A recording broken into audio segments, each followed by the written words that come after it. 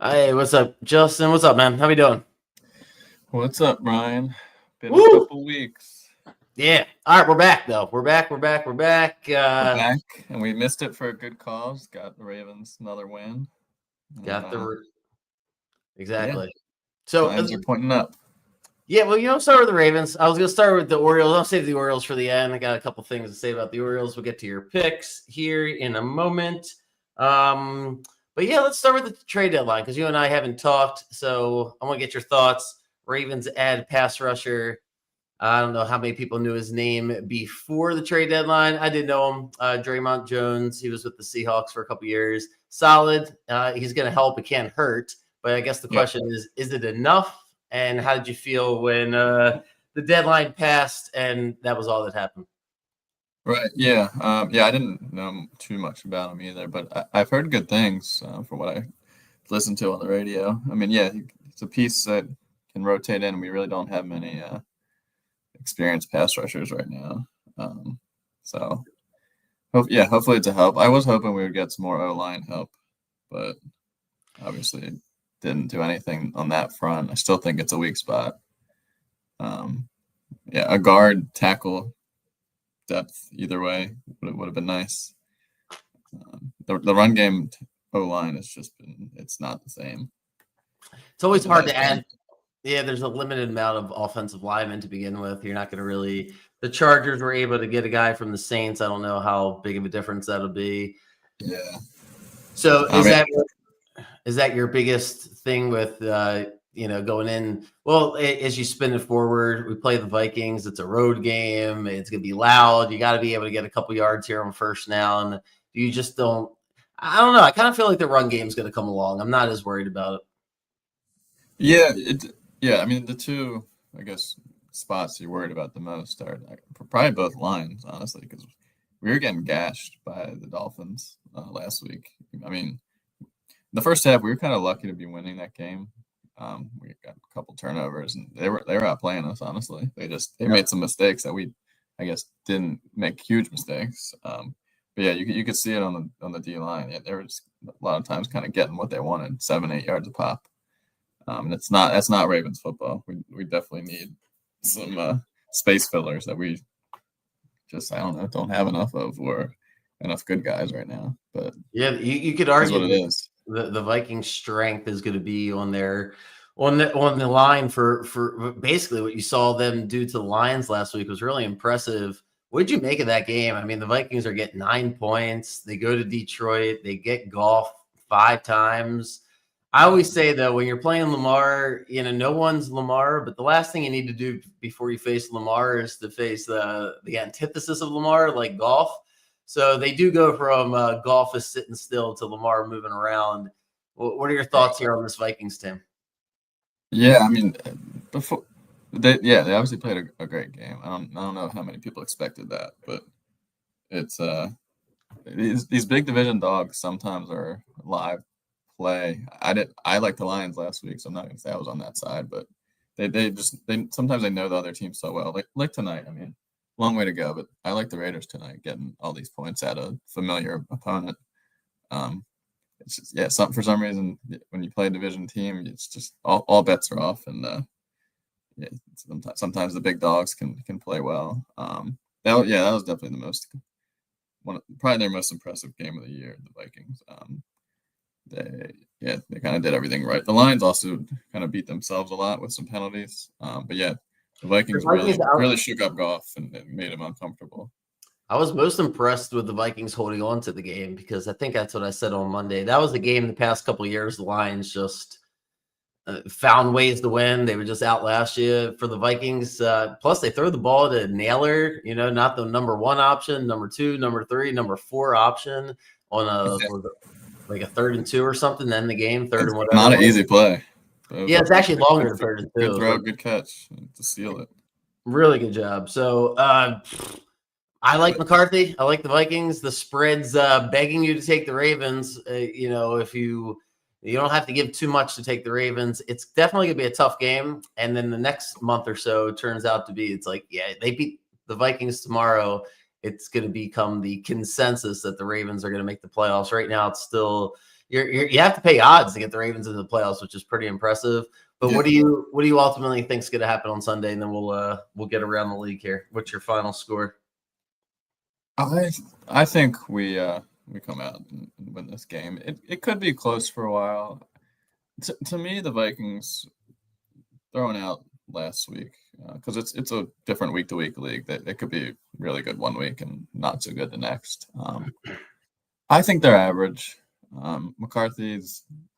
I mean, he's still technically a rookie. I don't think he's anything special right now. I think he'll make some mistakes. We had a lot of rest after the Thursday night game. Lamar, another full game back. I hope you're right, and then the running game kind of gets it right this week. And if we do, they're not going to stop us. We just have too much going for us on offense with a healthy Lamar. Yeah, you don't want it. So yeah, what do you got? What do you got as the final score? Probably win them by like 10 points or something would be what I'd say. Yeah, 27-17, something. You don't want to be in 3rd and 6, 3rd and 7 on the road against anybody, but this would be the number 1 team you don't want to be 3rd and 6 on with Flores as the defensive coordinator. They got guys. They got guys, Van Ginkel and Grenard jump out, and then they're going to have blitz packages. So as long as they can control 1st and 2nd down, the Ravens should be in there. I'll break it down a little bit more on Sunday. All right, let's talk trade deadline, then we'll get your picks. But where do you want to start? Because a bunch of things happened. They got exciting, and then it cooled down for the last hour and a half. Like the way those names were flying, whatever it was, Tuesday morning. You're like, man, I wonder what's going to happen next. And then it was a little bit of a dud there to end it. But where would you like to start? What was the number 1 thing that jumped out at you? I mean, it's gotten a lot more active and fun in recent years. I feel like it's turned kind of not quite into like baseball trade deadline, which is kind of goes crazy for a couple of weeks. A lot of moves are made. But yeah, I mean, the Colts being aggressive obviously was a fun action item. Sauce Gardner changing teams, the Jets kind of unloading a lot of their star players to get future picks. I'm trying to think what else were some big splashes. I thought, as you're thinking, one of the things that jumped out at me that didn't get a ton of coverage is the Jaguars must think that they're like really going for it this year. I thought wherever Jacoby Myers ended up, I was intrigued because I just felt like he's a really, really good player. Yeah, and I like him a lot too. Didn't want to be in Vegas this year. His numbers aren't good. Geno's numbers, I think I read he throws it's like no touchdowns and 4 interceptions throwing Jacoby's way. So him going to Jacksonville as the Jaguars, I mean, look, they have a soft schedule. They get the Titans 2 more times. They got a winnable game this week. They're 5-3. They're facing the Texans without Stroud. So they think they're better than the rest of us think because that's a big trade to get Jacoby. Yeah, it's either that or a combination of that. And they got a couple of receivers hurt. I don't know how long they'll be out for, but right, Thomas and Hunter both injured. Yeah, I don't think Thomas is going to be gone too long, but Hunter's definitely on the injured reserve. And then the Seahawks, like the Cowboys dominate because they traded the Cowboys always get attention, and then the Colts and the Jets. But to me, the Seahawks, I love the Seahawks to begin with, and I was surprised they went to add the receiver. That to me is a signal that they think they can win the whole thing this year. Shaheed, it gives them another option. Yeah, they're a real. I didn't expect this from them. They're a really solid team all the way around. Yeah, Darnold's great. So those were things that Jackson Smith and Jigba is right now on pace to get 2,000 yards. Wow. This guy's ridiculous. Yeah, when you're watching the games on TV, I guess the number 1 thing jumps out at you from receivers, besides some of the ridiculous catches, and that's why it's like, is this guy always open? Flowers has that about him, but Jackson Smith does on the Seahawks. Yeah, funny. They were pretty much back-to-back picks. Yeah, that's true. The Cowboys stuff, I'm not as hard on the Cowboys as it seemed like everybody else is. I mean, look, the world's going to end soon. You have Dak Prescott. Maybe you think you can win. You can make a run. Probably not. But at the same time, there's not that many great teams this year. So I don't really kill them for doing it. And I definitely don't kill the Jets for doing it, for thinking, hey, this might be our chance. I just don't think Sauce is that great of a player. I actually think Quinton Williams on the Jets is a better player. I know he's had it down a couple of years, but were you, if you're a Cowboys fan, aren't you like happy? Like you don't care that we traded some draft picks? Like I don't know. I mean, I guess it's a weird approach when you trade Micah to get picks, and then your mediocre at best team, you get rid of some picks to get another defensive lineman. Slightly different position, but it's still kind of mixed messages there. It is, but one decision can't lead to another. The Micah thing was more of a look. That was just an ego thing. It was probably the wrong decision. Yeah. But oh no, I didn't hate him for it. But all right, let's go through your games because we missed last week. We got. I sent you 3 picks. They went 2 and 1. I was gonna say you're right. You're 100% right about that. We get another. Where are they ending up? Were they in Germany here? Falcons and the Colts. That's fun. And then we get a couple games that are just tough to watch here. So I don't want to get ahead of anything. I want to see what your picks are. And then I want to touch on a couple of other games if they're not covered in your picks. Then we'll do a little Orioles, and then we'll get out of here. So go for it. Up to you. What do you got? Yep. Well, yeah, I just look at the side and here and go through them in order that they come across. So we already talked about the Ravens. I like the Ravens this week. It's 3.5 or 4 out there. Probably about the right spread, but yeah, I think we should be able to handle this game. And yeah, like I said, I think it could be close for a little while, but in the end of the day, I think we win this by probably anywhere between 7 and 14 points. I don't think they can keep up with us offensively. If we get to 30, 20, like high 20s, low 30s, I don't think they're going to be able to compete. And then I'm going to roll next to speaking of division dogs, like I mentioned before, I tend to like these ugly picks, ugly teams sometimes, but for some reason I'm liking the Dolphins. Are you serious? Okay. Yeah, get 9.5. Big division dog. I don't love the Bills. They're coming off that big emotional win.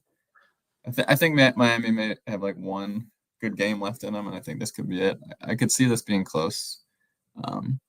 Just kind of throwing a dart out there. It's 9.5. It's big for a road team. They traded the one pass rusher, Jalen Phillips, to the Eagles. That was a big trade, but they kept a couple of the other guys. I don't know what the hell they're doing. They got rid of the GM. They're going to keep the coach for the rest of the year. It is a notoriously tough spot for everybody, especially the Bills. So, and 9.5 is a ton of points. Yeah, I'm a sucker for a big dog. So here it is. Go for it. What's the next one? Yeah, and then we're rolling with the Bucks over the Patriots. My philosophy. I like to do. It's a small favorite. I'd like to just not mess around with the spread and like the money line. I think it's around -145, -150. I think. And the Patriots, obviously, they're a lot better than people thought they'd be. And me too. I did not expect them to be like this. But I still don't think they're there yet. I think this is a spot that they lose. Tampa coming off the bye. I think Tampa wins this game. I'm pretty confident. Weird spread, though. Like, you would have thought it was 3.5. I would have thought it would have been higher, yeah. But so maybe I'm getting suckered into that. But I like Tampa to win the game, so that's going to be my pick there. I really wish Stroud was playing this game. I loved Houston going into it. I think I still need to stick with it. I'm surprised the spread is this small. I thought Jacksonville would have went up to like 3 with the news that Stroud is out, but it's only 1.5. I really don't like Jacksonville. I don't think they're that good at all. So what you were saying before, I'm not sold on them. They do have an easy schedule, so it's probably slightly more than likely they sneak into playoffs. I can't touch the Texans anymore. I think Houston's defense, I think, will get after Jacksonville, and I think they'll hopefully score enough to win a low-scoring game. I really don't think Jacksonville's very good at all. I'm just wondering how much longer this Texans defense is going to continue to play like this before they're just a little too frustrated. Because they're 3-5. The defense, they should be 7-1. The defense has played great almost every single game. What happened to them last week? What D'Amico did at the end of the game last week was ridiculous. You go to overtime. He has no idea what he's doing. When I see that from a coach, I'm just like, I Yeah. gotta question everything now because you just Yeah. watched the whole fucking game. I bet on the Texans. You're coaching the Texans. What part of you thought, hey, we're on our own 10-yard line? Now's the time where Davis Mills is going to get me down the field. Like they were better off going to overtime, getting a 3-and-out against the Broncos, right? Like just getting the 3-and-out and then trying to get the field goal. But whatever, you want to go with the Texans. They'll probably win this week because I'll be done with them. Nobody else will want to bet on them. It is a weird spread. Yeah, it's definitely one of the lowest totals of the year so far, 37. I'd be shocked if it wasn't an ugly game. But yeah, I think Houston pulls it out. And then what's your last game? Last one we're going with. I liked them before I saw the stat, but I saw that the Lions from the past 3 years after a loss are 12-0 straight up and against the spread. Wow. I think Washington's done. I think the Lions shake off that loss last week and go in angry and destroy Washington. So I'm taking Detroit minus 8.5. Washington's definitely feeling it. That's for damn sure. They're on the wrong side of the luck. A lot. Yeah, they're having an ugly year. Injuries. Yeah. All right, I want to talk to you about a couple things, a couple NFL things that we didn't get to. Then we'll get to the Orioles. So my take is the best two teams in football after the halfway mark are out west. Maybe the Eagles now adding Jalen Phillips, but I guess with the Eagles in mind, I got the three best teams all being in the NFC. I really, really like what I saw from Seattle. If the Seahawks are playing the Rams, though, I'm going to favor the Rams in a neutral setting. I like the Rams more. And the Eagles are still the Eagles, so I got to see the Rams actually beat the Eagles because apparently they're having a hard time getting over the hump there earlier in the season. They had them dead to rights, but couldn't get it done. Those are my three best teams. I saw too many holes with Buffalo. I thought they should have added a receiver. I thought the Chiefs need a running back. I actually came away from that game thinking the Chiefs are still better than the Bills. It was just a really bad game from Kansas City. But yeah, I got the three best teams right now in the NFC, and I like the Seahawks and the Rams probably more than everybody else. What's your thoughts on that? Yeah, no, I was actually talking about this with my brother the other day. Yeah, I mean, the Rams and Seahawks definitely have been very impressive. Eagles as the defending champs, and I mean, they're playing a little better. Still don't know kind of what their identity is. I mean, their defense is always good, making plays, but yeah, the Rams and Seahawks is going to be. I don't know if the 49ers can get back in the race, but that'll be a really good race for the division, and then maybe the 1 seed as well, whoever kind of comes out of there. But yeah, they're definitely playing the best football. Obviously, the Colts have the best record still, but I think the last week kind of showed that they're not there yet. That was the next thing. That was very frustrating rooting against the Steelers, obviously, but just Daniel Jones coming back to life. Like, what else? Was that Daniel Jones coming back to life, or is it, I don't know. I don't want to make too much big deal about it. Felt like that Steelers, it was just a tough spot for him. But if you want to prove you're the best team, you got to play better than that. That was terrible. I came away from that game thinking they didn't get blown out. Like they turned the ball over 6 times and like didn't really get blown out. The final score ended up being closer than it really was. I mean, true, but they hung around longer. I don't know. They still get guys open. I'm not going to write. I still don't believe they're going to do anything in the playoffs. Really? No. You don't think they're? I don't.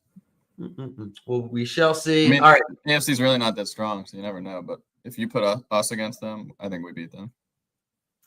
All right, vibe check. Did you watch any of the press conference? No. It's November. I'm not doing anything baseball. Actually, speaking of baseball, that World Series was incredible. Oh, thanks. Appreciate it. Any breaking news there? The World Series was incredible. Let me guess. I was upset with the result. Is that your next take? For sure. The next take is Ohtani's good and Yamamoto pretty solid at pitching. Listen, if you didn't watch the press conference, that's your problem. You should have watched it. It was fun. It's something to get excited. Tell me about it. Yeah, I don't know. Yeah, Albernaz, confident. I'm excited. I thought Rubenstein was stiff and defensive, and Elias is maybe he's running for governor somewhere at some point. He seems very polished.